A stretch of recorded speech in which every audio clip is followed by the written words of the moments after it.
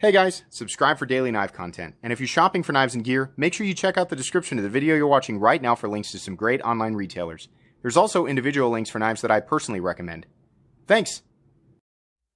What's going on YouTube? Metal Complex here, and today I've got a really exciting video to share with you guys. Protech brought back my favorite automatic knife of all time, and that's the Protech Rockeye, which is a collaboration with Les George. The original version, or at least the version that I used to own, was in CPM 154, which is of course one of my favorite steels of all time. This new one has been upgraded or changed, I mean, it depends on how you view the steel, to S35VN, which is also one of my favorite steels of all time. And, you know, some people have preferences one way or another. I think that's really cool. I'm more excited about the fact that it is back. Now, I did get a hold of this early, but these are going to be available very, very soon. I will make sure that there's a link right down below in the description where you guys can check it. It will populate as soon as it is available. So if you're watching this at the time of the upload, probably not available yet, but if you're watching it way in the future, you should be able to find it using those links. Thanks so much to my generous patrons who are supporting me right now. There's a link for my Patreon right down in the description. And please make sure to follow me on Instagram at metal_complex. And thank you to Protech for reaching out and letting me get my hands on this a little bit early.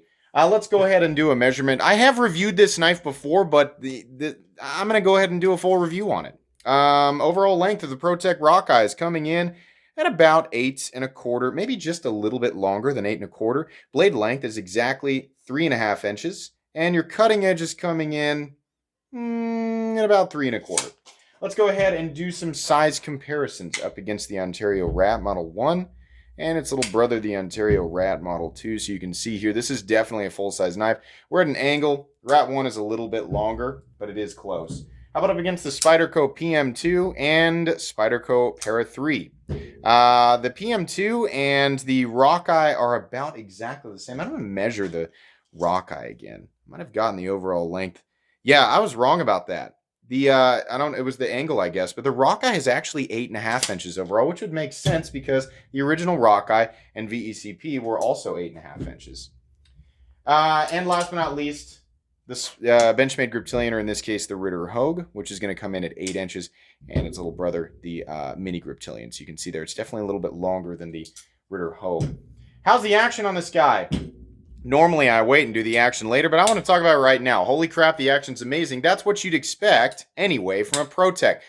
I don't know if it's the profile, or that it doesn't necessarily feel like it's got a stronger spring in it. I don't know. Maybe if it's just all the senses working together, like sight, sound, and, you know, I don't know. It's just the feeling of it. It just feels really good. It's very powerful. It does exactly what you'd expect, and I'm super happy with it. This is running on phosphor bronze.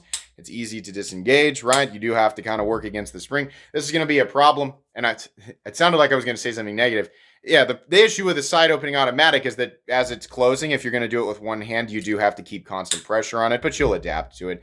Some people live in areas where automatic knives are illegal. Check your local laws. Sometimes it's illegal simply to own this knife. Other times you can own it, but you just can't carry it, right? Sometimes it's just a blade length thing, right? So check your local laws. Here in Kansas, we can carry it and own this stuff, so it's just fine out here. Let's go ahead and, well, normally I do a hardware check. This is a hex pivot, and then we've got some hex body screws, and then we have Torx for the pocket clip. That's fine. I've never really had to take apart a Protech, but if you had to, it's not a, you know, it's not a head that's rare or anything like that. It's pretty easy to get your hands on. I gotta be honest though, I'm kind of if Protech's watching, I kind of like for it to be Torx. Why? I don't know, because I feel like everything else I have is Torx, and that's the tool. Like, this will take apart 99% of what I've got, and then periodically I have to go to the other set. Not really that big of a deal. I would like to see Torx though, and I feel like it's probably a little bit more durable than the hex. Maybe not though. I've never really had a problem, so no big deal. Let's do carry profile. By the way, you can get my tools down in the description. Thickness up against the Spyderco Para 3, you can see here. It's got some pretty heavy chamfering. It might be ever so slightly thicker than the Para 3, but not enough to where it's going to make a meaningful difference. It's a pretty trivial amount of extra thickness over the Para 3. Length and height, we're looking at basically the same length as the Spyderco PM2, longer than the Para 3. Not as tall, though, because that hump on the PM2 is definitely a little bit taller than the Protech. So that's considering this is a full-size knife, it does carry reasonably well. Let's go ahead and do a measurement of blade stock thickness. I'm going to guess that that's about 120 to 125 thousandths. Let's take a look. Yep, 120 it looks like, and that's fine. Don't have an issue with that. Mid-Tech VECP was thicker, and I believe the original Rockeye was thicker. But Protech kind of likes that blade stock, and I think that's great. Weight on this guy, 4.69 ounces. It's a little heavier than what I thought. This is aluminum and S35VN. It's not an overly robust knife, but it is 8.5 inches, so that doesn't really bother me. Depending on how you feel about certain ratios or weight, right, it might bother you a little bit more. This is a full-size knife. It's right smack dab in my preferred weight and size range, right? So I just don't really have a problem with it. Oh boy, this is so cool. So I used to own the Rockeye. I'm a huge Les George fan, if you guys don't know. I have personally owned the VECP Mid-Tech, the VECP version 3 non-flipper, the one that was running on phosphor bronze. I've also owned the Talos Mid-Tech. I've owned the Flipper VECP, the more recent one. I owned the ZT, I think it was the 0909, the collab with Les George. It was meant to look like the Talos. I've owned this guy in CPM 154. I've owned the new collab with the Spartan blades. Yeah, I like Les George. I like how his knives look. I like the straight lines. I like the straightforwardness, and I also like how they translate to just really fantastic ergonomics and comfort. I think specifically the VECP handle profile is not only my favorite for ergonomics, but also how it looks. There's something about this knife. Now, if you don't like a planar aesthetic, you might not like this, but there's something about, I don't like handles that come out here and then they hook around. Sorry, Emerson, some of the Emerson handles where they're like really aggressive right here and really, ew, no. I understand the purpose of that, but no. I like knowing that I can scoot back if I have to, and like right here I get a full grip on it, but if I need to scoot back I can kind of move around. I like that. This is comfortable. This is obviously an area that's going to keep my index finger in place, and I'm not going to come up here accidentally on the blade unless I'm being dumb. You're kind of a ways from the cutting edge. It's not insane. You can still put plenty of power into that cut, but there's enough cut. Did I just say cut weird? Anyways, there's nothing in the cutting path. Yeah, this is going to cut, and it's definitely going to keep cutting. We have a flat that carries out about, what is that, 75%, 80% the length of the blade, something like that. It does carry out reasonable thickness to the tip, right? I wouldn't call that a delicate tip, not in combination with S35VN. I mean, it's not meant for thick, right? But I would say that's a pretty robust, reasonable tip, considering it's only 125 thousandths. This is a pretty durable geometry that also yields a pretty darn good cutting edge. I mean, in terms of like thinness behind the edges. Now, it's not an open L, right? But is it going to slice? Yeah. Is it going to keep slicing? Definitely. Is it sharpened well? Absolutely. Protech's known for doing a good geometry, and they're also known for doing a great heat treat. So you can trust that S35VN is going to perform the way that it's supposed to. I like this combination of sort of a satin finish on the flat, and then we've got a tumbled blade, kind of it's a pretty non-reflective tumbling, but it's not like a concrete, not what I'd call like working finish from Hinder or anything like that, but it looks good. I know that a lot of different versions of this will be available. So there's going to be like a one with a DLC blade, right? I would imagine they'll do two-tone. I saw the operator version of it on Les George's Instagram where it's all black and has I think it's tritium in the firing button. That's super cool. I'd like to make one suggestion, and maybe it's already in the works. I honestly should have asked Protech about this before I did the video. My favorite versions, and I think my old one had this, where they did like knurling or texturing. They had like a faux bolster, kind of like carved a line right here, and then they had some texturing on one side. I just loved that. I hope that will be an option. If it's not, it's no big deal. The nice thing is while the Type 3 hard coat anodization or anodizing that's on the this is aluminum, right? The black is the Type 3 hard coat anodizing. A little chalky, right? But it's not super, you're not ultra grip. It's the ergonomic lines that are holding you in. There's no fear of dropping this knife, absolutely. But I just like the texturing. I think it looks cool and it feels cool, right? So I don't know if they have plans to do that. That'd be neat, at least make it an option. Protech generally does a great job with options like different variants, right, and different colors. And speaking of colors, please do this in lots of colors, please. I know it depends on how popular it is. So to my audience, I don't know if you guys can tell at the 9-minute mark. This video is going to end with me recommending the knife. I mean, this is still my favorite auto of all time, right?